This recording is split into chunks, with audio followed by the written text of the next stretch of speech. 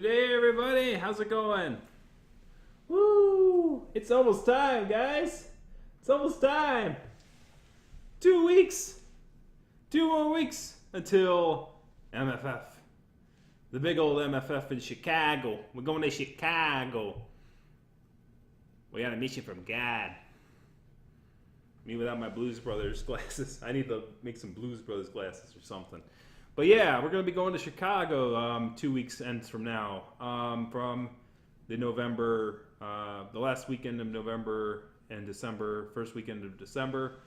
I will be having a panel there as well, which is great. Woo! Panel! I'll be talking about nonfiction writing and journalism with a partner called Night Fox. He is from Utah, and he's going to college for journalism. Imagine that, somebody who's actually going to college for journalism on a panel about journalism. Isn't that a thought? Now, to be fair, this has happened twice in a row. I put in the suggestion as nonfiction writing panel, and didn't really have journalism tied in with it, and basically somebody else put in a panel that was about journalism, and they merged together. That happened at Anthrocon this year as well, with Cross Affliction. Cross Affliction put in a journalism panel, I put in a nonfiction panel, and they're like, you two work this out, we're going to mush it together. That happened this time, again, only I put in a panel. This guy from Utah put in a panel, and then they're like, we're going to mush you together. So I've never met this guy, and I'll be talking with him before we make the panel, so that we don't go in completely blind, like, you want to say something? I think you should start. You start. No, you start. No, we didn't discuss this. So at least we'll have something together. I'm very much an improv kind of dude, slightly. I have the idea of what I'm going to say, but then wherever it goes, it takes me. Literally, I usually bring like one sheet of paper that has like bullet points that I kind of want to go over. But that could always go, it could go wherever. And obviously at a panel, there's gonna be an audience there, and they're gonna be engaged and stuff like that. So if you got questions or anything like that, feel free. Mostly the panel will be going over not really topics of nonfiction per se, but the writing of nonfiction.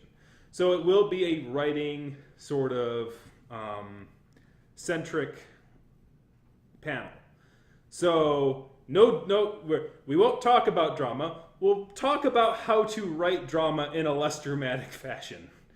Let's just say that. Or to talk about, how do you write about controversial subjects without being a jerk, or, stuff like that. Or my style is one of my big ones for nonfiction is technical writing and stuff like that. So those, like, what the difference between technical writing and narrative style writing is, and what the strengths and the weaknesses are. Those are sort of things that I'm going to brush up on. I'll talk with him about what he wants to brush up on, and sort of the ideas will come together at the panel, and we'll see you there, this coming thing. On the same breadth of writing nonfiction and stuff like that, I'm going to go in and sort of expand a little bit upon my last week's video about Anthro Northwest and its premiere convention. A little more information has come out since I made that video, and it's very surprising and somewhat good news. The good news, there's some good news and some bad news. The good news is that Anthro Northwest is the largest premier furry convention, at 809 attendees. Congratulations to the staff and everyone that made it happen. The bad news is that the cost might have been a bit high. An anonymous source in the comment section of the article I wrote for Flayrah, which is in the description below, seems to indicate that the convention itself didn't run too well financially. Apparently, it's the source claims that they were $60,000 in the hole after the first year. That's kind of concerning. That's some that's a nice little house in my area. Like, you can put a good down payment on a house in the area. Basically, I think that's, to full disclosure, I think that's the amount that I started off on my mortgage on this place. So it's a sizable amount. It's nothing to sneeze at, particularly for like a nerd convention, and particularly for a furry convention. Furries, we tend not to have too much money, so we're not like loaded nerds. We're kind of like the do-it-yourself creative nerds. Which, by the way, if it's between money and creativity, I'd rather have creativity any day of the week. You find things to do when you have a creative and fertile mind that you could do on the cheap. Whereas like rich people, it's like they need to have the money. They need to go to the golf courses. They need to do all this stuff. And it's like, can't you find like cheaper ways to entertain yourself? No, man, we're not used to that. So to me, I like being a low maintenance creative guy. So they can have it. They can have the money. I'll have the creativity. I'm all good with that. But that being said, there was also another comment in there, and this is sort of going to be sort of a rant, since we're talking about nonfiction writing. My style and my ideas do come from other people at times, because I know other people have concerns than myself, and I want to present, what those concerns are to an audience, and particularly to those in power who might not have direct access to people, or they might be well aware of the problem, but they don't really think about what is the thing that we should do for the future. And so my critiques always offer suggestions such as that. Because it's always important that you say, this is, like, I know you're trying your dangest, I know you put a lot of money into this, and a lot of heart, blood, sweat, and tears, but here's how you make a better product, right? And it's like, this is the issues that people had an issue with. This is what I heard. And seeing as this issue was tied with an issue that I wrote about like 3 years ago. Is it 4? No, 4 years ago at this point. Wow. A whole 4 years for Landia. And I wrote about it and I said, this thing that they did, try not to do that as an organization. And they did it. And then another organization did it in that same area. And I'm like, we went over this. And so I kind of had that sort of feeling about it. But the thing is, like, that's the interesting thing about life is that, you can say, don't do this thing to the wind, but, only the people who care about it are going to read it, and not everyone's going to read what you wrote. So you can't take it too personally, and I don't. But, if it happens multiple times, then obviously it's like, fool me once, fool me twice, fool me 3 times, but they're different people being fooled, but eventually people will catch on and go, oh yeah, like that. There's that thing, how to start a furry convention. Don't invite. If you invite the mainstream media, inform the attendees before the convention.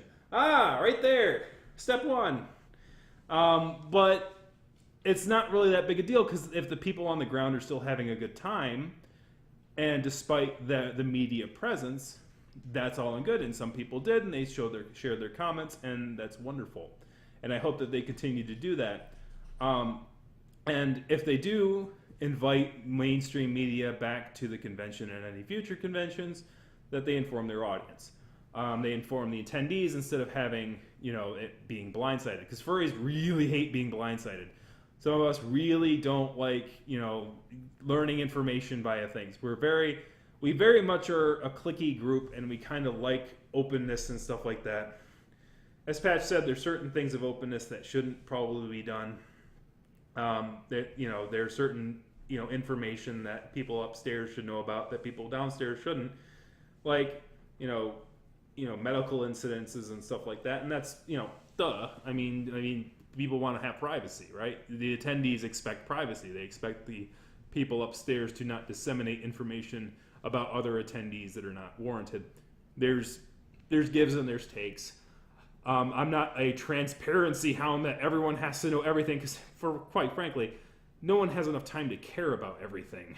Like, they just care about the things, that they just care about certain things.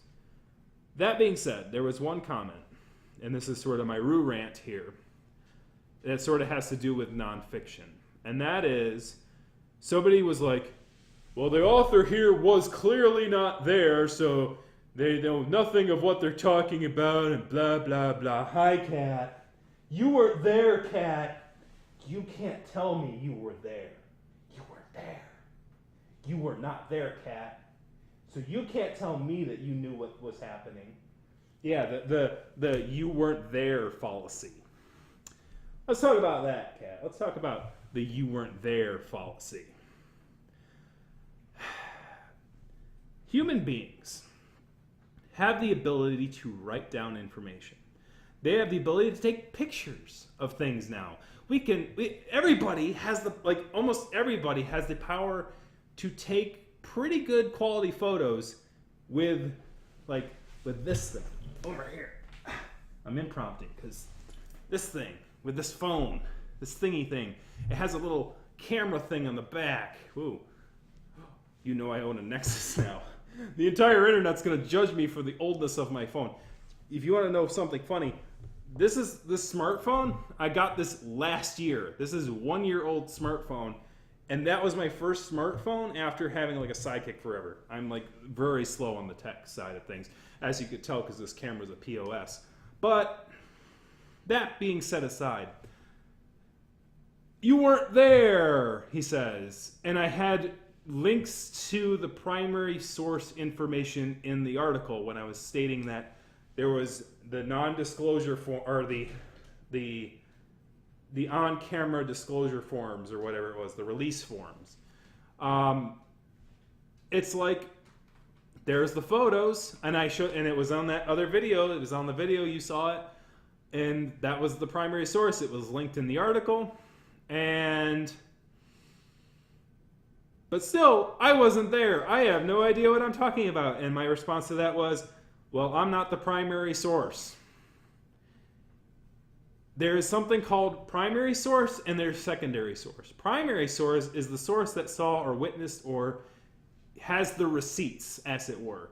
The person who basically said, here's the thing I'm taking a picture of. Click. Here's the thing that I seen. What's wrong? Right. Here's the primary information. The source material. Usually, most reporters are not the primary source. People who do the news are typically not the primary source. They're not the people directly involved in the story. That's how it really should be, because we're not gods, we're not omnipresent, and we're not flying around going, I see everything. No, just people we know how to get information. We know where information is. And Twitter makes it, Twitter and these social media things make it so easy to get information. Literally, dudes, I kid you not. I know, that gray muzzle story we did way back when up here in the description? I know the guy who basically, leaked, presented that, who basically disseminated that information, of who that guy, of who Gray Muzzle was, and disseminated that information onto Facebook. I know his name. I knew, but by the time I wrote that video up, I knew his name. I knew what he did for a living. I knew his address. I literally was able to, quote unquote, get the information that could have been used to dox people with. That's a scary amount of power. That's power that people in the 60s and the CIA probably would have wet dreams about, right? It's each individual citizen has a lot of power of information these days. We know a lot. We can, if someone's skilled enough with this tech and skilled enough with using the technology to find information that they need, they can find a lot of information. Probably some that people would claim is way too much.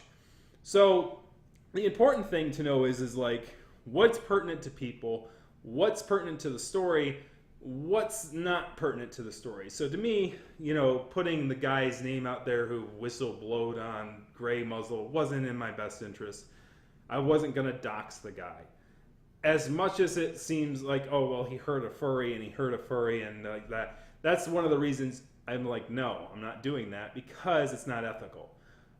Despite the behavior of that individual, it wouldn't help the fandom at all to give that information out to other furries so that they can do that. But I guess now you know that you could do that if you really, really wanted to, but you would have to actually know what to look for, and know kind of what you're looking for.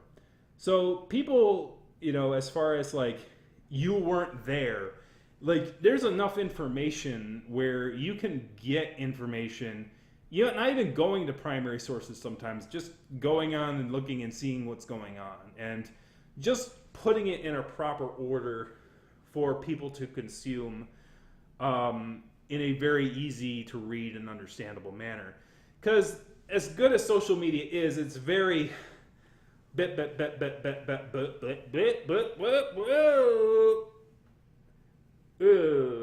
information all over the place.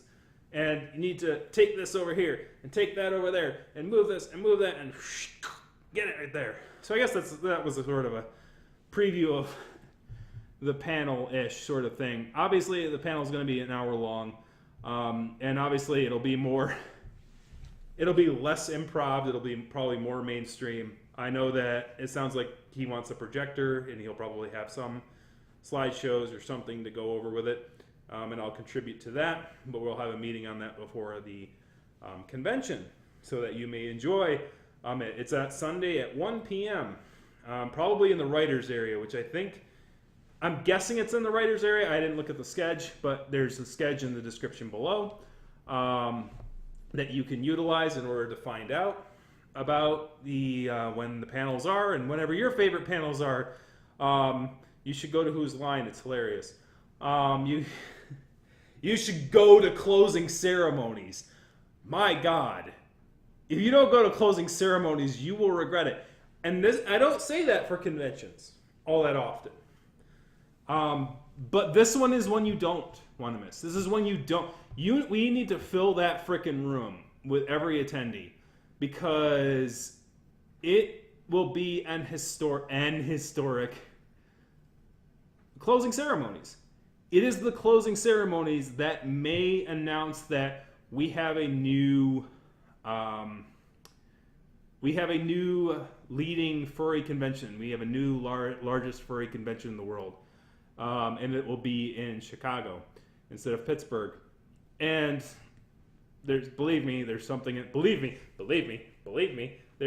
the works for myself regarding that. And keep a watch on Flayrah.com. On that Sunday, December, is it the 3rd? I think it's the 3rd. Is it December 3rd? I'll look it up real quick. It's December 3rd, isn't it? It is 1, 2, 3. December 3rd! Watch for it. Around probably 6 o'clock p.m. Because there will be something up. I'm sure. Actually, it's probably going to be like more 7 o'clock-ish, but, you never know. But, anyways, I'm going to get the hop out of here with that sort of, like, teaser. Kick that like, kick the subscribe button, kick a comment in the comment section. What are you guys going to be going to MFF? What's going to be happening, man? What are you looking forward to at the MFF this year? I'm going to get the hop out of here. Thank you once again for watching. Have a good night.